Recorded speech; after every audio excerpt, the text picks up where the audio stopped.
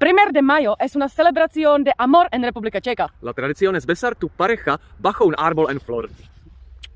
¿Qué más veo bajo este árbol? Basura, lata y tijeras.